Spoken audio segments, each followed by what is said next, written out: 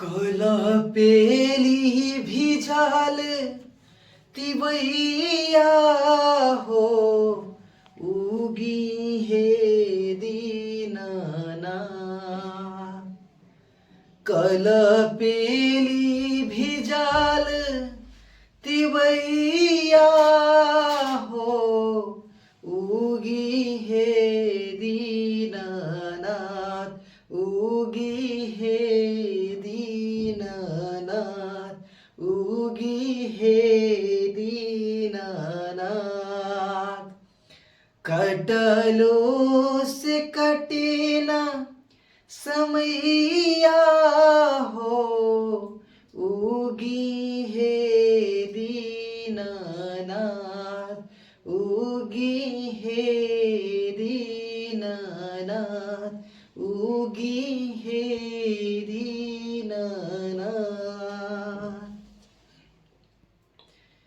3 दिन भूखिए के असर लगा के, काल्ह से निहारी राह घटिया परा के।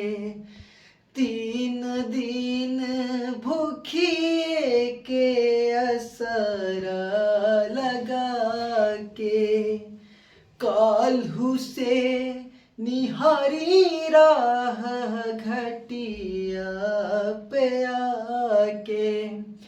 बड़ी देर भैले गोसैया हो उगी हे दीनानाथ, उगी हे दीनानाथ, उगी हे दीनानाथ।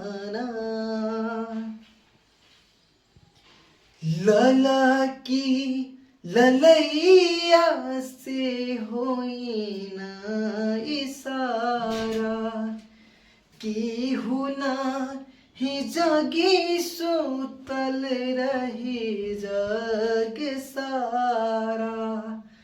लला की ललैया से हुई ना इशारा, केहू ना ही जागी सुतल रही जग सारा।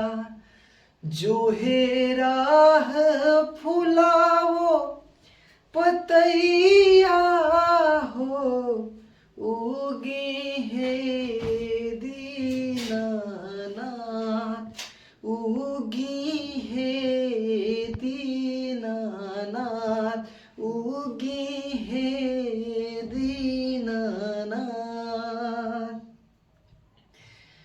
मनवा में सोची सोची कहे गोहरावे, देहिया अछित होत खुल नहीं पावे हो। मनवा में सोची सोची कहे गोहरावे, देहिया अछित होत खुल नहीं पावे। हुई है सूरजमल सहैया हो उगी हे दीनानाथ, उगी हे दीनानाथ, उगी हे दीनानाथ। कला पेली भिजाल तिवैया हो उगी हे दीनानाथ, उगी हे दीनानाथ, उगी हे दीनानाथ। तो बहुत आशा करता हूँ आप सभी को यह मेरा छोटा सा भजन बहुत अच्छा लगा होगा। और छठ पर्व बहुत करीब आ चुका है, इसी कारण मैंने गाने का प्रयास किया और आप सभी के माध्यम से सुनाने का प्रयास किया आप सभी को। बहुत अच्छा लगा होगा। वीडियो को ज़्यादा से ज़्यादा शेयर कीजिए, लाइक कीजिए और कमेंट करना ना भूलिए और चैनल को सब्सक्राइब करके जाइए। चलिए बहुत बहुत धन्यवाद।